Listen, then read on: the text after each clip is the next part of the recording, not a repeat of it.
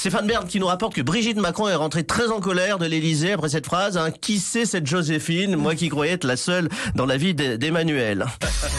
Allô Maillot. Allô Maillot. Salut Régis Maillot. Bonjour Wendy, bonjour Clémentine.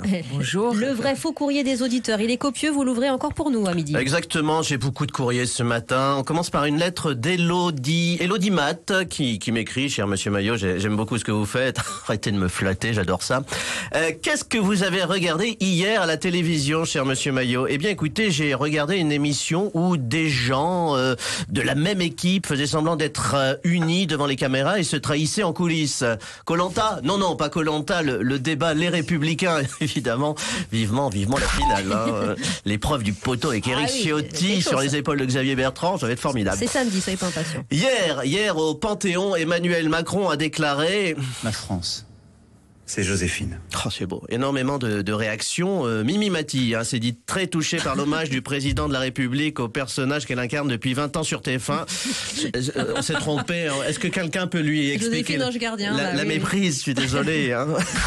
Elle est susceptible, la Mimi en plus. Ma France, c'est Joséphine. Ah oui, alors on a une réclamation de la part de Jean-Emmanuel Caselta, qui est le patron de France Bleu. Je vous la lis, je suis désolé, mais ma France, c'est Wendy, et c'est tous les jours à 13h, à 14h sur France Bleu.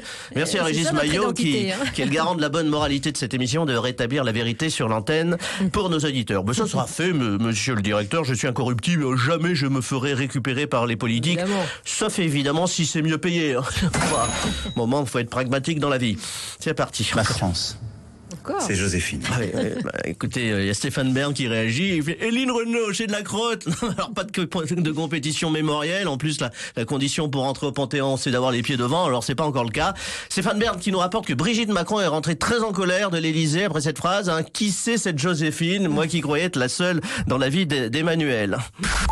Et on a le message de Joséphine Boulangère, cette fois, qui nous appelle dans l'Ain, qui fait « Ma France à moi, c'est Eric. J'ai deux Zemmour, mon pays, le pain de mie. » Ah bah oui, chacun sa France, c'est comme ça. Et oui, Joséphine Baker, qui est la première femme noire à faire son entrée au Panthéon, on nous dit c'est un scandale. Non, c'est la première femme noire décédée à rentrer au Panthéon. Je rappelle que hors cérémonie, la visite du Panthéon est ouverte à tout le monde, sans distinction. Et oui, hier, Joséphine Baker est devenue la 6e femme à faire son entrée au Panthéon après Simone Veil, Marie Curie, Germaine Tillion, Geneviève de Gaulle, Antoniose et Sophie Berthelot. Je les cite toutes parce qu'on connaît moins que les hommes. Oui.